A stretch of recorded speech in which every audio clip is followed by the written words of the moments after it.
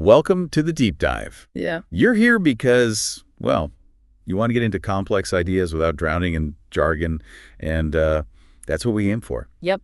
Today, we're diving into a really powerful way of thinking, looking at something we all deal with, obstacles, challenges, the tough stuff. And our main guide for this is the book, The Obstacle is the Way. It's not just about, surviving tough times. Right. It's actually about how those difficulties can become fuel for growth, even for success. So the mission today is really to pull out the core ideas, look at how people in the past handled their own major challenges, and hopefully give you some actionable takeaways for your own life. Exactly. And at its heart, this whole approach kind of flips the script on how we usually react to problems. How go? Well, instead of just seeing a roadblock, something stopping you, you start to look for a potential path through it, or even because of it. Okay, so it's an old idea though, right? Not brand new. Oh, definitely not new. It's deeply rooted in Stoicism. That ancient Greek and Roman philosophy focuses on reason, virtue, accepting what's outside our control. And a key figure here is Marcus Aurelius, the Roman emperor. Right. And what's amazing is that his private notes, things he never meant to publish, they actually pulled together and built on centuries of wisdom from guys like Chrysippus, Zeno. Yeah, it's synthesized a lot, but the context for him writing this stuff is pretty intense. Oh, totally. He wasn't sitting in some peaceful palace garden. His reign was constant crisis, war, plague, betrayals, political instability. Sounds rough. It was. But the key insight is those very crises became the testing ground for his philosophy. He saw each problem not just as bad luck, but as a chance, an opportunity to practice things like patience, courage, resilience. So even with all that power, his focus was internal, on his own character. Exactly. And people noticed that. His integrity was widely respected despite the chaos. So the shift in thinking isn't just, okay, I'll put up with this. It's more active. Much more active. It's choosing to see the difficulty as, almost necessary. As the thing that can push you forward, maybe in a direction you didn't expect, but a better one. The book talks about not just being positive, but being opportunistic. Right. Ceaselessly creative. Precisely. Constantly looking for that hidden angle, that advantage within the disadvantage. It reminds me of that Zen story in the book, The King and the Boulder. Oh, yeah. I remember that. Where the obstacle itself revealed who was willing to actually do something. Exactly. It wasn't just an inconvenience. It was instructive. It showed character. And that applies broadly, doesn't it? Big achievements often come from wrestling with big problems. For sure. Benjamin Franklin had that great line, "The things which hurt, instruct." So for us today, maybe our obstacles aren't running an empire, but a lot of them are internal, right? Doubts, fears. Yeah, absolutely. Even in relatively good times, the world doesn't always cooperate, and often the biggest hurdles are in our own heads. So embracing this idea means seeing those frustrations, those setbacks, as chances. Chances to test ourselves, try new things we wouldn't have otherwise considered. The obstacle isn't just blocking the path, it's actually showing you a different path. Okay. And the first step, the book says, is perception.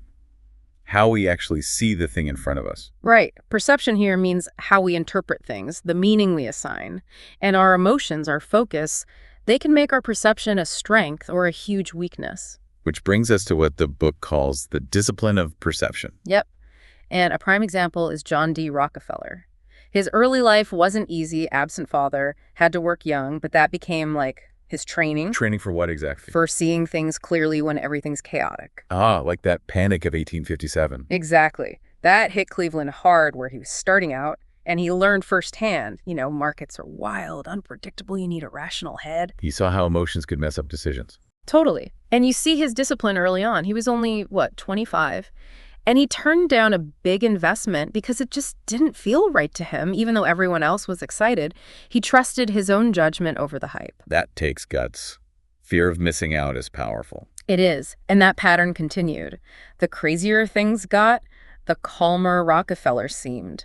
Being objective while others panicked or got greedy, that was his edge. Kind of like that Warren Buffett saying, be fearful when others are greedy. And greedy when others are fearful. Yeah, it's the same principle. Standard Oil itself was described as this shape-shifting creature, always adapting. Reflecting his own personality. Quite resilient, unflappable, even facing huge enemies, lawsuits. But here's the kicker. It wasn't just how he was born, right? No, absolutely not. He learned this. He actually called the 1857 crisis his school of adversity and stress. He was grateful for those early struggles. Which is fascinating because lots of people face hardship, but the reactions are so different. Exactly. And the book's point is, the choice is in how you see it. Is it just bad luck, or is it a lesson? Our response is what determines if we overcome it or if it overcomes us. Rockefeller saw opportunity where others saw disaster. That confidence was a kind of power. And that applies right now to anyone listening. We live in complex times too. You have that choice. How do you react to that gut feeling, that panic? Disciplined perception lets you see past the immediate fear. Right. Control the impulse, find the advantage, turn the negative into learning, or even profit. Sometimes the unexpected detour is the progress. So a starting point is just trying to see things neutrally, without the immediate good or bad label. Exactly. Like Marcus Aurelius suggested. Just observe first. Okay, so building on perception, the next idea is steadying your nerves. Yeah, and the book uses that image of Ulysses S. Grant. During a photo shoot, a skylight shatters, glass everywhere. Grant doesn't even blink. Wow. Or the story of his horse being killed by an exploding shell mid-battle again, total focus, and running towards an exploding steamboat. Towards it. While others ran away. Yep. Shows incredible composure. It makes you ask yourself, how do I react when things suddenly go sideways? And people try to pressure us too, right? Intentionally. All the time. So keeping a cool head is crucial.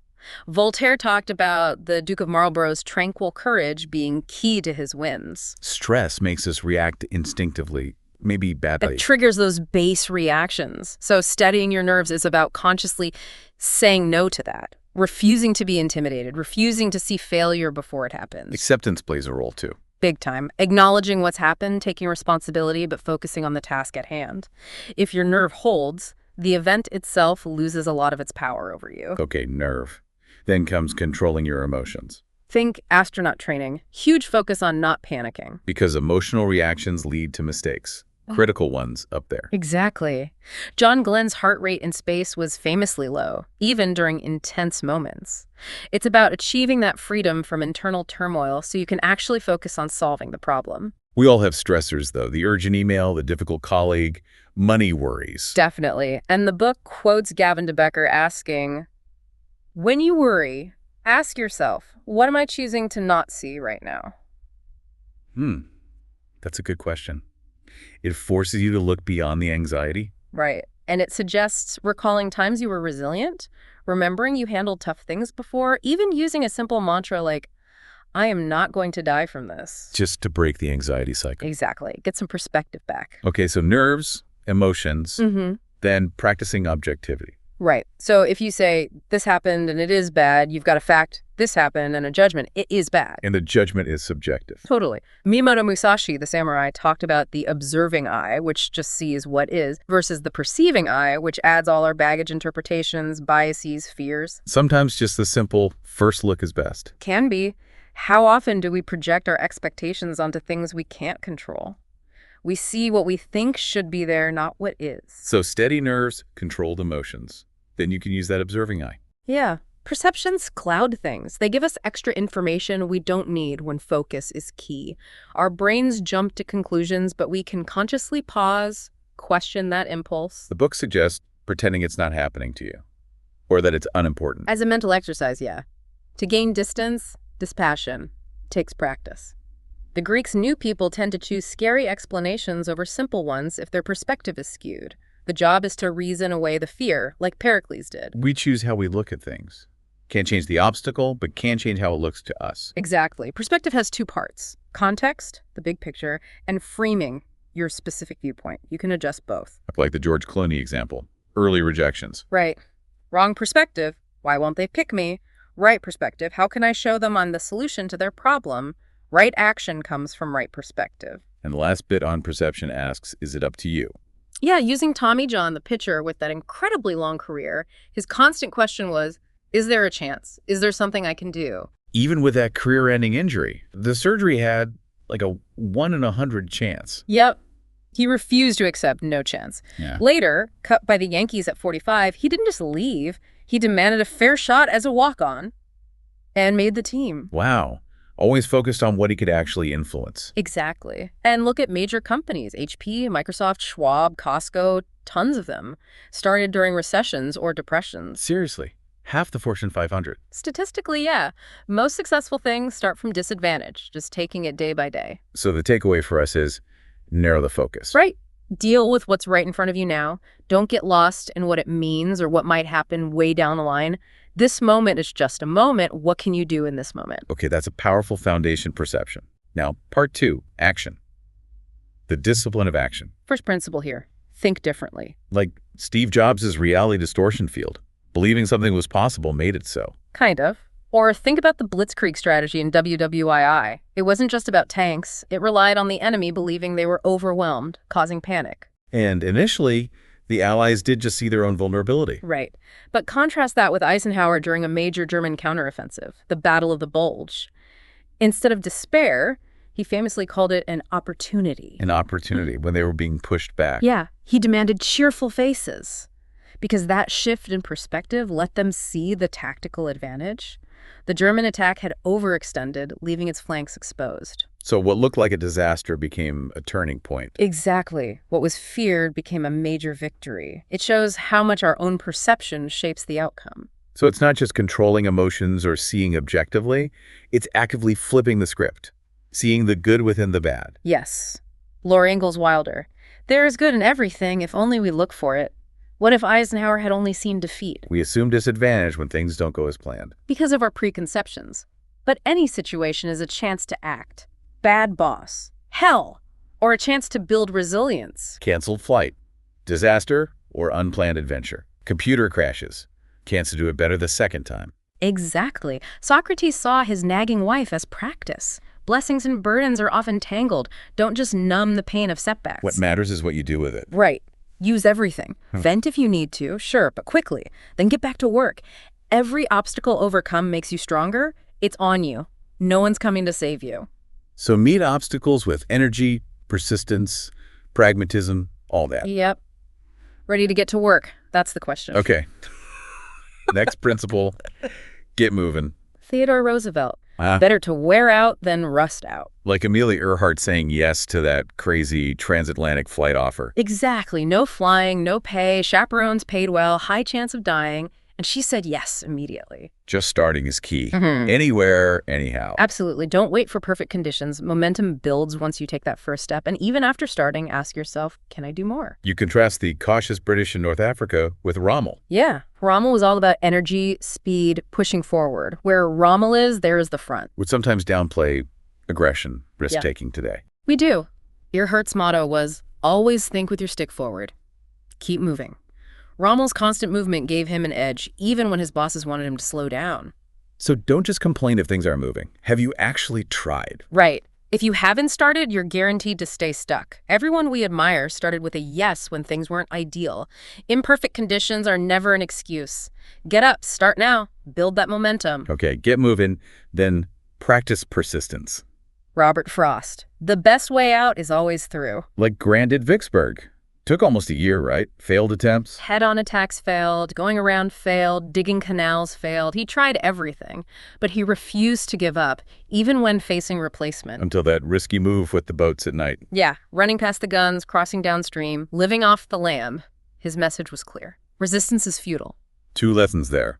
Persistence pays, and sometimes exhausting old ways reveals new ones. And that's common in innovation. Think Edison testing 6,000 filaments for the light bulb, just relentless. Methodical persistence versus, say, Tesla's flashes of brilliance. Sometimes the direct grind-it-out method is what works. Picture Grant, picture Edison. That spirit of to strive, to seek, to find. New paths aren't cleared yet. Persistence removes the weeds. Exactly. Where others quit, it's fine to feel discouraged, just don't quit. Persistence means keep going despite wanting to stop. Edison said invention starts with intuition. Then difficulties arise. His edge was tolerating those difficulties. It's supposed to be hard.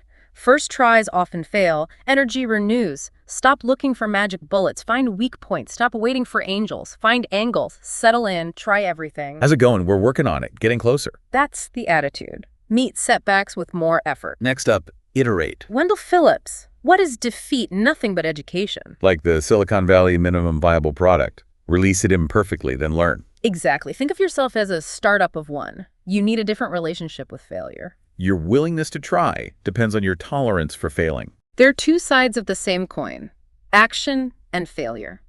We stop acting when we get failure wrong. So when failure happens, ask questions. What went wrong? How to improve? Right. Failure forces you out of corners, makes you think. Huge successes often follow epic failures because people were forced back to the drawing board, spurred on by it. Businesses often treat failure as data, not personal judgment. Great entrepreneurs aren't rigid. They risk small losses, learn, adapt, never stay down for long, slip, but don't fall. Failure hurts, obviously. Sure, but anticipated, temporary failure is way better than unexpected catastrophic failure.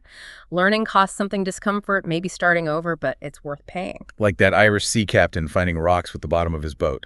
Whatever works. Or the Allies in North Africa choosing a tough fight to learn how to beat the Germans. They anticipated failure as part of the learning curve. The only bad failure is the one you don't learn from. Right, that's just repeating mistakes. The world gives feedback with every failure. Instructions for improvement. Listen. Lessons only hurt if we ignore them. Seeing it this way flips obstacles. Negatives become positive. Failure shows you what isn't the way. Okay, iterating. Then follow the process. Heraclitus. Under the comb, the tangle and the straight path are the same. It's about the method. Like Nick Saban's process in football. Not focusing on the championship, but the next play. Exactly. Think about what you needed to do in this drill, on this play, in this moment.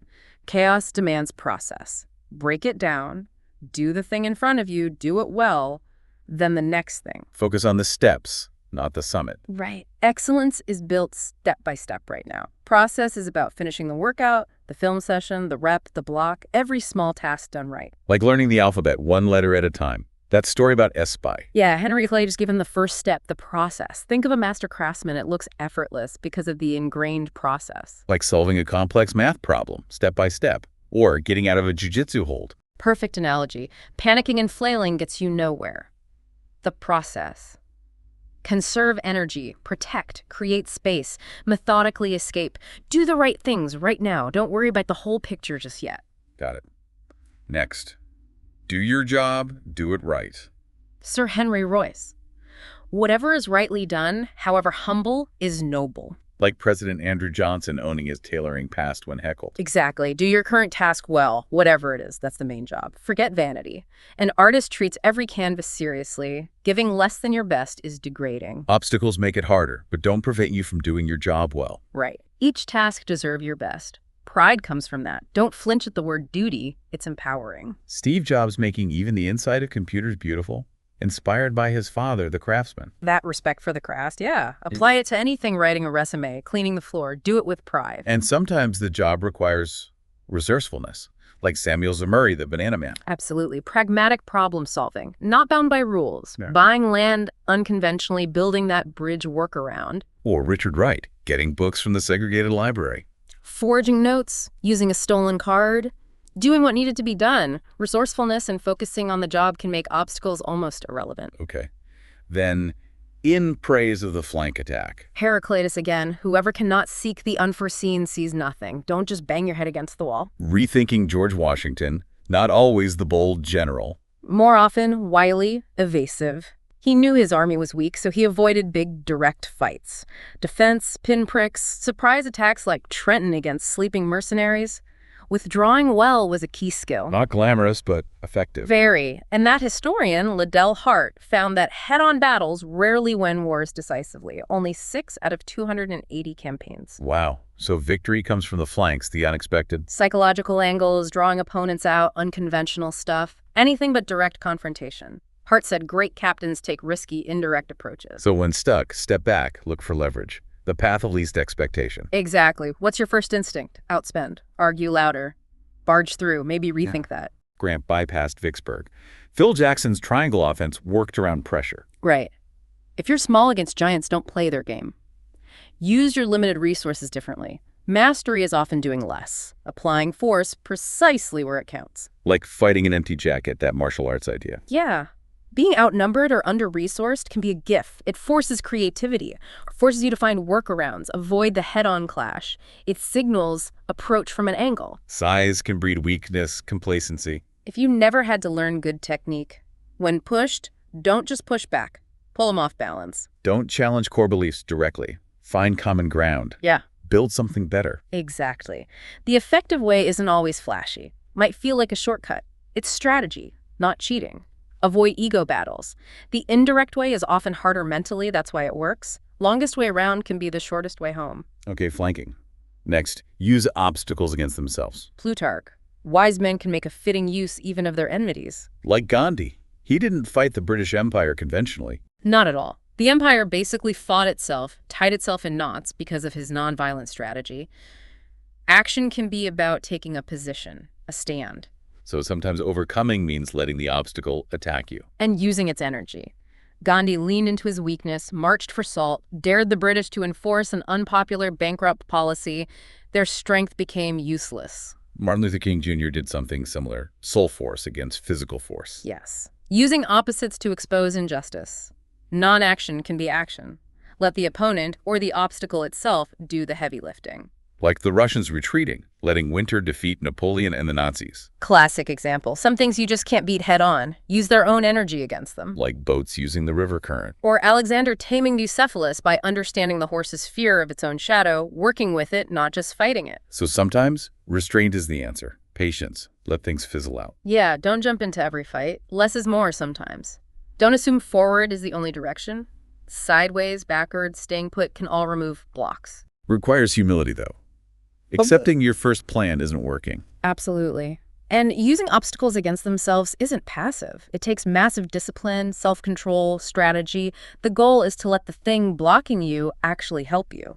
Sometimes that means stop trying so hard to change it. Like Bucephalus tiring itself out, or police crackdowns backfiring. Fighting harder makes it worse sometimes. Exactly. Same with our problems. Okay, then channel your energy. Marcus Aurelius, when jarred, revert to yourself, maintain harmony.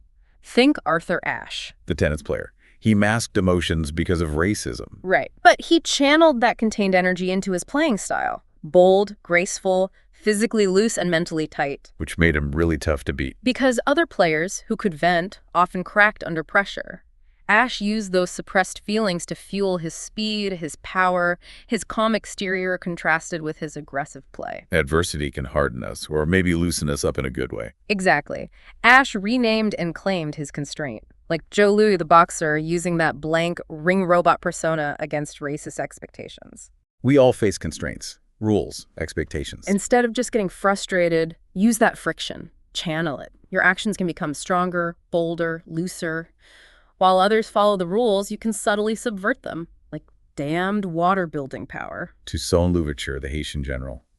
The opening. Yeah, turning every obstacle into an opportunity through sheer fluidity. But looseness alone is reckless. Tightness is anxiety. The power is physical looseness with mental restraint. That unnerves people, makes it look effortless. Like Obama during that 2008 campaign controversy, potential disaster. Instead of hiding, he channeled the energy into his "A More Perfect Union" speech. Turned it into a teachable moment, neutralized it. And propelled his campaign. Absorbed the negative energy. Greatness presses forward when others see only disaster. Ordinary people avoid tough spots. Great people are at their best in them. No self-pity. See crisis as the opportunity you were waiting for. Napoleon said the moment of panic is the superior commander's advantage. Rommel's instinct for the decisive moment. Often, everyone's exhausted. Victory goes to whoever rallies smartly. Like Obama, transcending and reframing. Yeah. But sometimes efforts just don't work. Right. No matter how hard you try, the world doesn't need more martyrs. Try everything, accept the outcome, move on. Which leads to the final action principle. Practice amor fati. Love everything that happens. Nietzsche's term, wanting nothing different, loving necessity. Edison's factory burning down at age 67. His reaction was amazing. Got rid of a lot of rubbish. Yeah. Invited people to watch the fire. Yeah. I mean, what else could he do? Waste energy on anger? Regret? No. Greatness endures tragedy. Love your work. All of it. Find joy somehow. And the factory recovered incredibly quickly. He had a great year financially, despite the fire. He replied spectacularly. So after acceptance, the next level is loving what happens, facing it cheerfully. Turn have to into get to. And be happy about it. Like Jack Johnson, the boxer, smiling and joking through that hateful fight against Jeffries. Use the hate, won with a smile. The Stoics demanded cheerfulness, especially in bad times. Not resisting is good. Indifference, acceptance better. But love for whatever happens, that's the ultimate goal. Not just, okay, I accept this, but this is great. If it happened, it was meant to happen, and I am glad it did. Make the best of it. We choose our feelings, so why choose negative ones? Omar Fortai is the answer to the inevitable. Face it with a grin. Edison and Johnson weren't passive. They liked it, saw it as fuel. There's always some good, even if tiny. Find it. Be cheerful because of it. Okay, that covers action. The final part is about will, starting with perseverance. Right. Churchill's hardening resolve. Think Odysseus. 10 years fighting Troy, then 10 more years trying to get home. Storms, monsters, temptation, captivity, problems back home. How did he keep going? It was more than just persistence on one problem. It was perseverance the long game. Enduring setback after setback until the very end. Tennyson. To strive, to seek, to find, and not to yield. Persistence and perseverance together. Highly effective. Consider Admiral James Stockdale, shot down POW in Vietnam for years. His first thoughts weren't about his own survival. No, they were about his mission as commander, his duty to his men. That contrasts sharply with some reports from POWs in Korea, where self-interest sometimes took over destructively. Stockdale's commitment was total, even attempting suicide to prevent being used against his men. He and others, like Denton, found incredible strength by prioritizing the group, their fellow prisoners. So apply that to our own tough times. Resist pure self-interest. Yeah. Henry Rollins talks about moral backbone being crucial in bad times, a chance to be heroic by focusing on others. Shared purpose makes fear smaller. Wanting to quit feels selfish when you think of others relying on you. Even with personal struggles, ask how you can help someone else. Exactly. Unity over self. Be of service. Find purpose there. It makes you stronger. Compassion, camaraderie, those are always available. They're powers of will. Stop seeing troubles as unique or unfair. They just are. Embrace being part of the whole. Help others, contribute your bit. Be happy with that. Be strong for others, and you become stronger yourself. And the very last thought, meditate on your mortality. Dr. Johnson. Facing death concentrates the mind wonderfully. Montaigne's near-death fall from a horse changed his life. Made him less afraid, more energized. Exactly. Death gives life purpose. We don't need the near-death experience. We can meditate on it. Montaigne studied his own experience, studied how others face death. Shakespeare. Every third thought shall be my grave. Memento mori. Remember, you are mortal. We act like we have forever, obsess over trivia, make plans death could cancel any second. Life is fragile. Our grip is light. That question. What would you do if you had 6 months to live? But really, the diagnosis is terminal for everyone eventually. Right. Time's always running out. Be ready. Focus on what you can control, like the Serenity Prayer says. We don't control when or how we die. Awareness of death brings perspective, urgency. Without being depressing, it's invigorating. Treat time as a gift. People with deadlines focus. They maximize their time, accept the end gracefully. Death is the ultimate obstacle, the one we can't beat. But thinking about it clarifies priorities. Encourages kindness, appreciation. Learn to accept it and realize nothing else is nearly as daunting. If even mortality has benefits, then any obstacle can. It leads away from fear towards almost excitement for the next challenge. So, wrapping up, the core idea we've explored is really powerful. The obstacle becomes the way. Yeah, we've seen examples throughout history, Marcus Aurelius, Rockefeller, Grant, Earhart, Edison, people facing huge difficulties who didn't just survive, they thrived because of them. They saw opportunity, not just despair. It's interesting how many influential leaders and thinkers throughout history, Washington, Jefferson, Adam Smith, Toussaint Louverture, turned to Stoic philosophy, not just as theory, but as a practical guide. Absolutely. And the core texts, Marcus Aurelius's Meditations, Epictetus, Seneca, they're surprisingly accessible. We'd really encourage listeners to check them out directly. Right. It's not dry academic stuff. It's practical wisdom from the battlefield of life, really, meant to be used. So, for a final thought to leave you with, think about an obstacle you're facing right now. Instead of just seeing it as a roadblock, a problem, how could you try, actively, to see an opportunity hidden inside it? Maybe a chance to learn something new about yourself or the world. Or maybe it could push you towards an even better outcome than you originally planned. Something to mull over. Maybe revisit that challenge with this different perspective.